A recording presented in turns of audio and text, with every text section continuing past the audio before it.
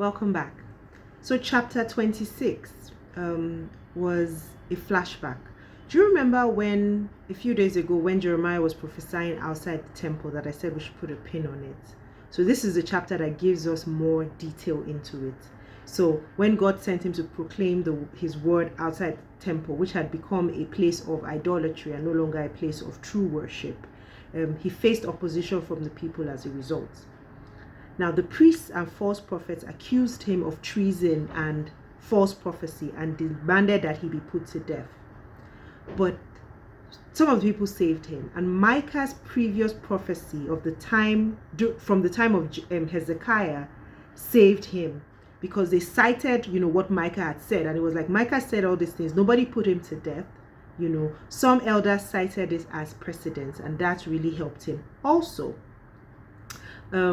But actually, I was about to say, but also another prophet, Urijah, was not that lucky, because he had prophesied, sometime back. They tried to kill him. He ran away to Egypt, but then the king, Jehoiakim at the time, sent people to bring him back, and they killed him and dishonored his body. But then Jeremiah trusted God through this whole ordeal, and God used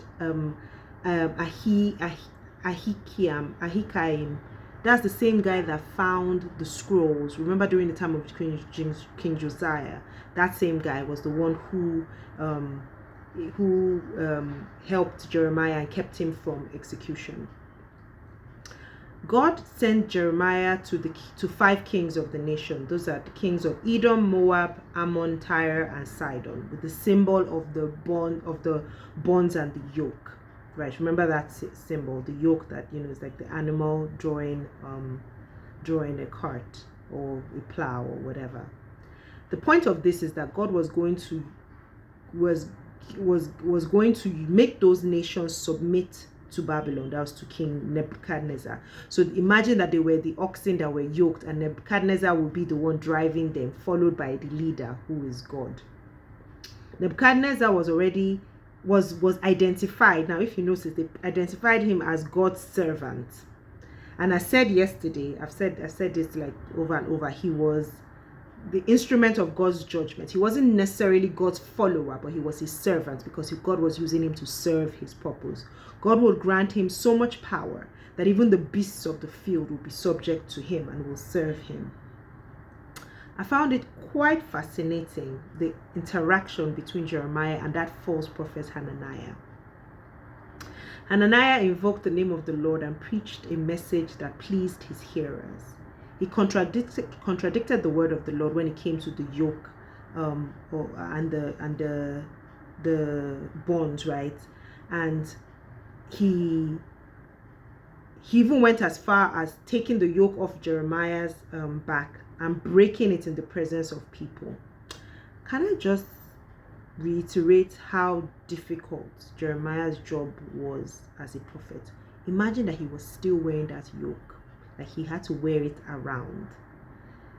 In obedience and declaring the word of the Lord, he was wearing this yoke. And then here comes this false guy to now fake, symbolically break it. I'm sure he was kind of relieved, but yeah, Jeremiah was the real MVP. I'll still say that.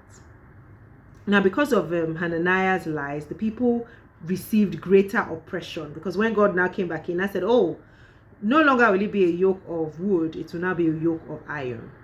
And that's Hananiah, in turn received the death sentence by God himself. Remember, that's the sentence for false prophets, is death. Now it was God who pronounced it on him, and he died not too long after. Now in chapter 28, I think, I didn't write that down, so sorry, check, but Jeremiah's letter to the captives, no, that was chapter 29. It must have come as a shock to the people, especially in light of what the prophets were telling them. So they had this prophet telling them, oh, you guys are coming back in 2 years. And Jeremiah writes this letter to say, see, it's going to take 70 years, and God is saying that you should relax, marry, plant gardens, pray for the people. I'm sure it was like head. It was like it was like head destroy. Like, are you serious?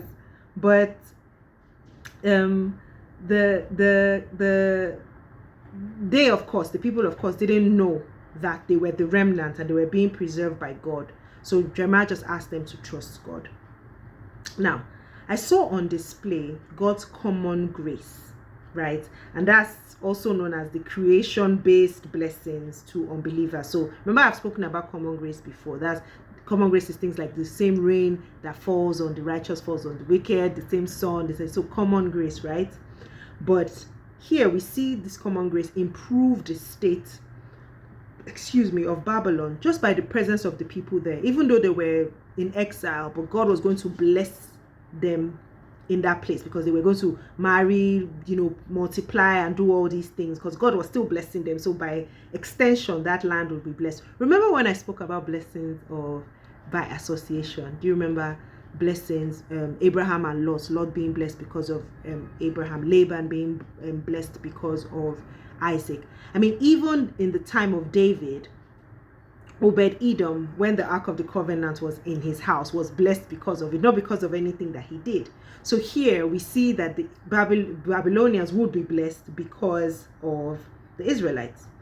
The fact that Babylon was going to be home to the exiles for the next 70 years must have sounded devastating at the time, but trusting in God would make all the difference for them. So that was what the call was by Jeremiah. God invited the exiles to look to him and call on him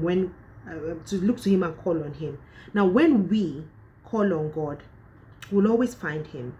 In his time, he will bring us back from dark and hostile places, just like he did for the children of Israel.